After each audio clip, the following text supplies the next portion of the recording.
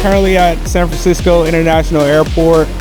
We're conducting a large runway project. This project consists of the reconstruction of the actual runway and the decommissioning of a taxiway and adding a new taxiway. We're tasked with demoing old infrastructure as well as installing new infrastructure, whether that be base cans, airfield lighting, conduit, duct bank, cable.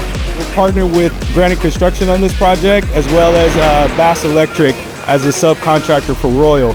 We have a very big footprint out at San Francisco Airport.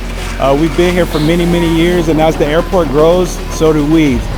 We enjoy doing the work out here. It's very rewarding and fulfilling, and we hope to continue to do more projects out here.